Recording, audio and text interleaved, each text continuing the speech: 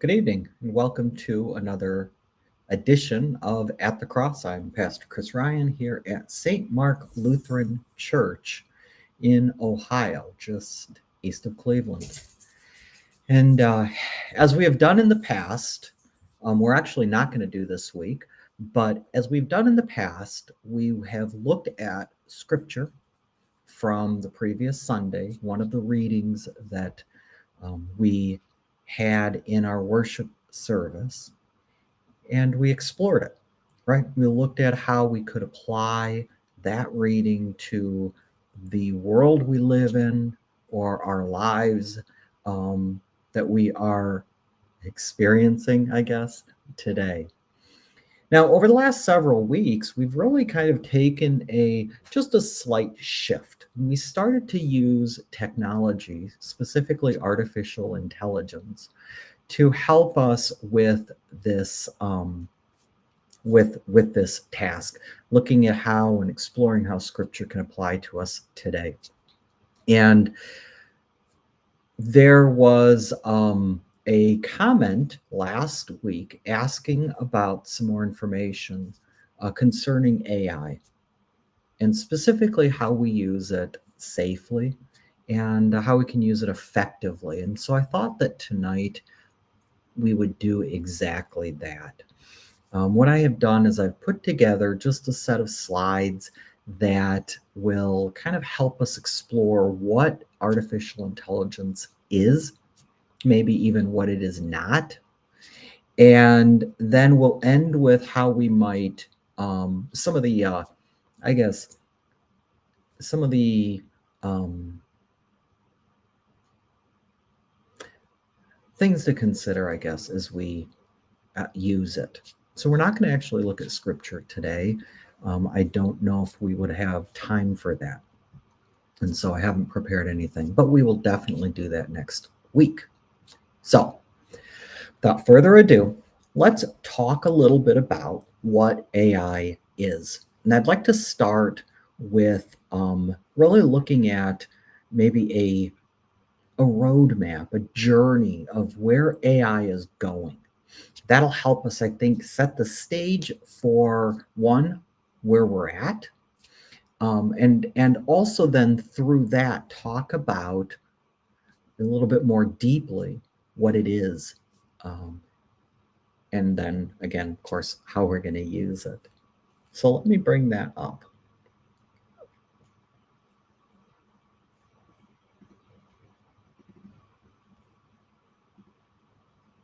All right. So when we think about artificial intelligence, there's a lot that we can think about, but it is generally broken down into these three areas. They call them stages or even evolutions. And some have seven. Gartner has seven of them, but they all basically are the same. And here's what it is. We have this thing called narrow AI. We have the next iteration of it, the next generation of it, maybe we could think about as a general AI. And then, of course, the panacea, the goal is super AI. And when we think about narrow AI, what we're thinking about are things like single tasks and using computer technology to help with those tasks. So think of things like Siri on your phone or Alexa with Amazon. You ask it a question and it gives you an answer. Or you ask it to do something and it completes the task for you. That's really narrow AI. And if you look at what we've been doing, that's really where we've been living, is in this what they call narrow AI stage. And so Chat GPT would be another example of a technology, a specific technology that falls into this category. The next step is really this general AI. And you can think of general AI as akin to data from Star Trek, right? Where we have a thing, a computer model that can think like a human, that can synthesize data and can create new ideas. And that's not, again, what we see in narrow AI. We'll talk a little bit about that in a moment. But general AI is a very big step. It's able to not just collect information, consolidate information, and act on that information. It also can, in many ways, really um, create new information or really act on it in a way that uh, in a way that is, oh, maybe akin to like a fully self-driving car. That might be a good illustration of general AI, where it's going to take into account things like the weather, things like the passengers and the road and the condition, and make decisions based on that. And I think that almost fits more closely into narrow AI, but you get the idea. It's really taking knowledge from many different domains, many different areas, and being able to do something with them, something more than just complete a task. Super AI is, of course, something that um, is far beyond anything we could ever imagine, where it is, let's say, um, living a life of its own. It is creating new ideas, new concepts. It's creating new innovations, new things, without our intervention, without our input, without our training. And so obviously that's a very long way away, and it's kind of scary, especially as we're sitting in this narrow AI life stage right now. But that's generally how the industry sees artificial intelligence and the evolution of it. Another way to look at this is through, let's say, a triangle where we have that machine learning on the bottom. That's taking input, synthesizing it, and using it to complete a task or answer a question. Stage two, that's kind of where we're at. We've been there since, I'd say, 2016. People are the studies I've shown or I've read consider us kind of being there for several more decades. And then, of course, that machine consciousness, whatever that might mean. So it's just, again, a different way of looking at it. So the rest of this conversation is going to really focus in on the machine learning, that bottom layer, the narrow AI, taking information, using it to complete a task, to answer a question, to provide knowledge, but not really doing anything new, not creating new knowledge with it. So when we think about that, when we think about specifically, let's say, ChatGPT or or like some of the examples that I've used in the past weeks, how does that actually work? How does this machine, this bot, know what it knows? Well, we can look at it very simply like this. We give it a set of inputs. We'll ask it a question. We'll give it a command, right? For Siri, for example, maybe we'll give it some text. Maybe we can input images. We can, hand it images to look at. It's going to do whatever it does. This is that black box of AI. And the output of that is going to be what you see on the right-hand side, right? Maybe it'll produce some work of art. You'll say, create an image of a cat with a farmer's hat and that's living on the moon, and out comes this work of art or a decision or whatever it is, right? This is the flow, very high level. What we want to do is we want to dig in just a little bit more and look at that AI algorithms, that center circle in just a little bit more depth. And this just kind of shows again how AI chatbot, right? It analyzes the request and gives you a reply. All right, so we can look at the center of it, right? This AI algorithm. And why don't we look at that? How does that work? Well, what that is it is what they call a model. Think of a model as a collection of knowledge.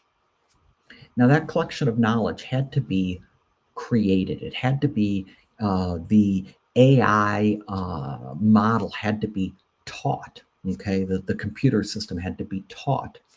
And so here's how they do it. And very simple example is with a car, with automobiles. So what they'll do is they'll create a set of inputs, a whole bunch of cars, different styles, right? Different models, different makes, different colors, different years, but all cars and sports cars and right, whatever. And they'll take that and they will set that up as input. And they will take a computer program and say, read the input, read and look at all of these pictures and create a model from that so that by the time it's reviewed all of the images, it has a sense of what a car is. There's, wheels, and maybe they're in different orientations, right? You might have millions of these images, all from, the top and the bottom and left and the right. But after it's done being trained, it'll say, okay, I think I have a sense of what a car is. Then what you do is you will test it.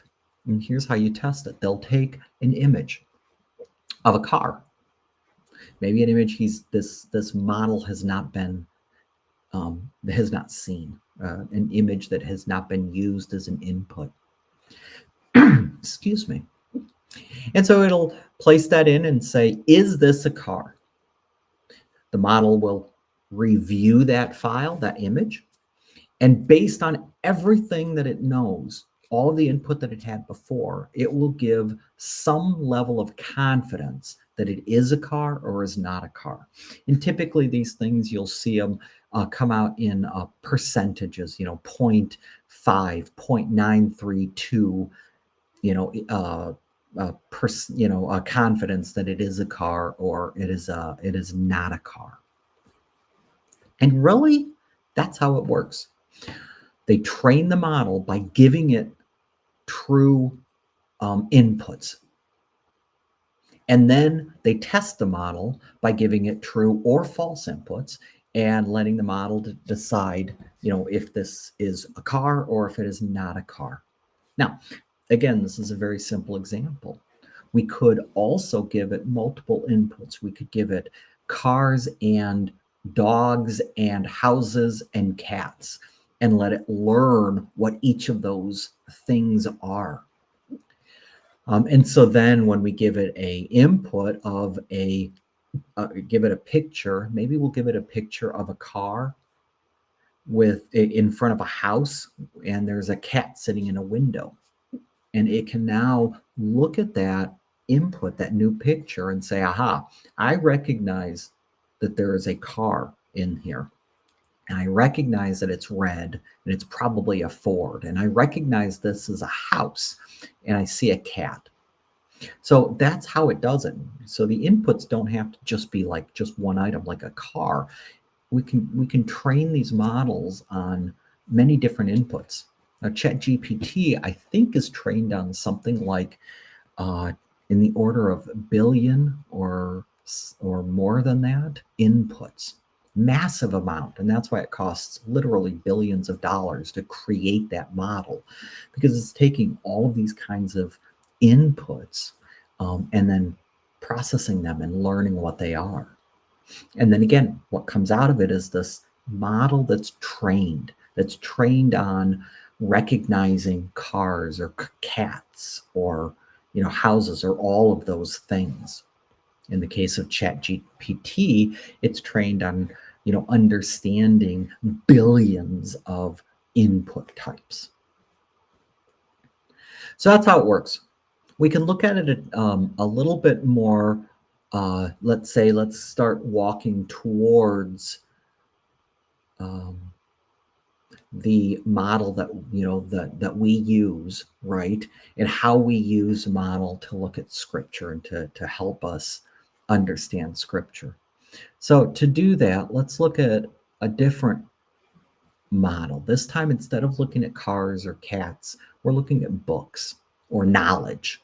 And so a model can be trained on data. It could be pictures, like we saw earlier, or it could be data. Maybe it's, a whole library of books and other publications that have, been published, news articles, magazine articles. All of these things will form, will be input into this computer program, and it will be trained. And it'll take all of that input, all of that data, and begin to make connections between all of the different words and the different type concepts, etc.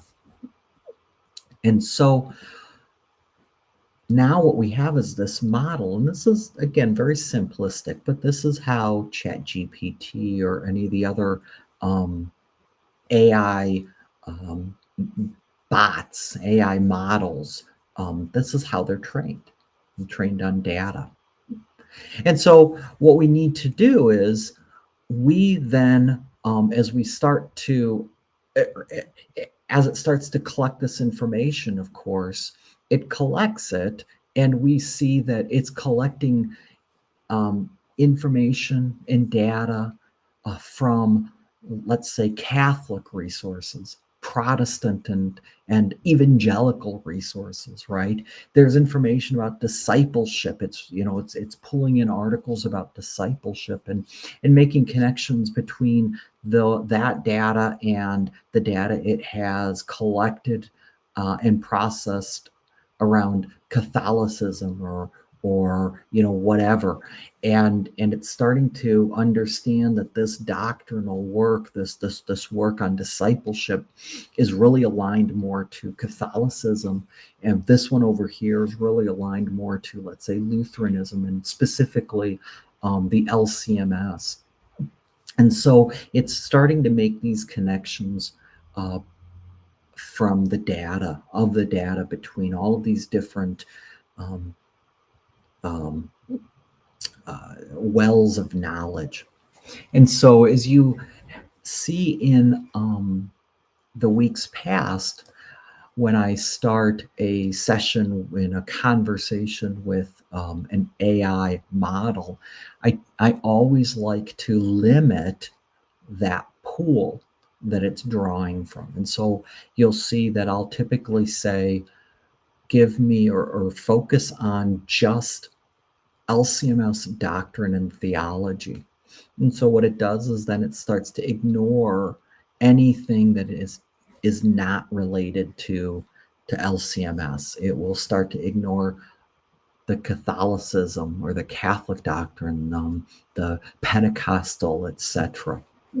It won't look at any of that. And what is left is then where it pulls its information to form an answer that it then presents to me.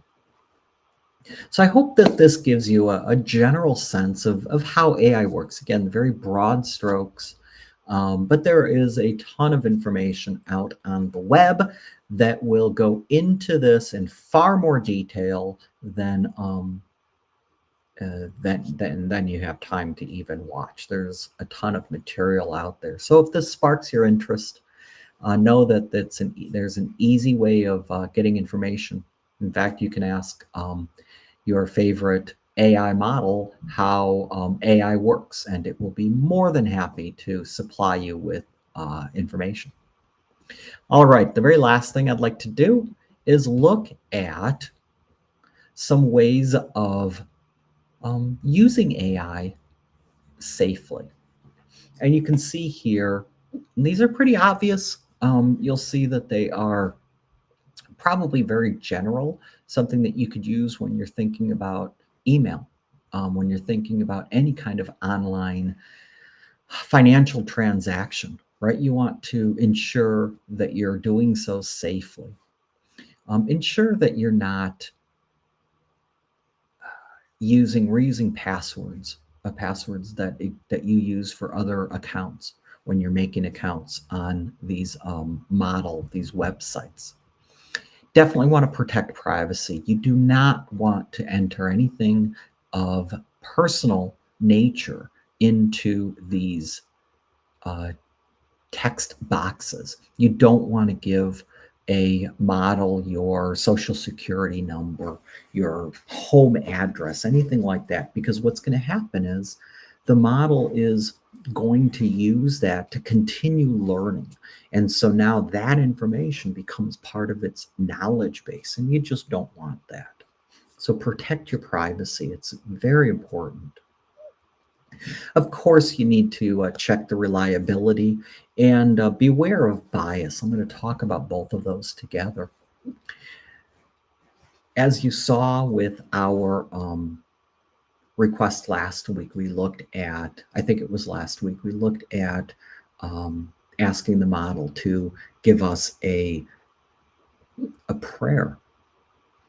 And I was surprised at how well crafted it was and how it aligned so closely to our theology. But that's not necessarily always the case. And so everything that it replies with, you need to take with a grain of salt. You'll have to do your own research to confirm that it is accurate, whether it's accurate in theology, or if you're asking for the weather, if it's accurate there. So it's a very useful tool. AI is very useful, but you have to know that it's only as accurate as really it can be. And that accuracy is increasing with every generation of these models that come out. Know also that there is copyright and academic integrity. And so remember, it is learning from sources of data. Many of those sources are copyrighted. And there are lawsuits that are starting to come out from places like news organizations, publications, right? A book publishing company saying you used our data to train your model and now you're making money with that model. And so there's going to be a lot of legal battles, and you have to be aware of that, especially if you're going to use anything that comes from the artificial intelligent agent in your own publications. Know that the information you're getting is probably, in part at least, coming from copyrighted sources. So you'll want to be careful about that. And I think those are really the big ones. If you think about and are aware of those items, I think you'll be pretty safe. Again, just know that this is a model and it is a fuzzy logic. And so you can get an answer today that is completely different than an answer tomorrow. And so just know that, and know that what you get could be partially inaccurate, or fully inaccurate, or fully accurate. So hopefully this helped explain a little bit more about artificial intelligence and what it is and how it is, how it comes to be, how these models are trained. And I will see you then next week. We'll jump back into Scripture and look at Scripture and see how we can use this technology to help us do exactly that.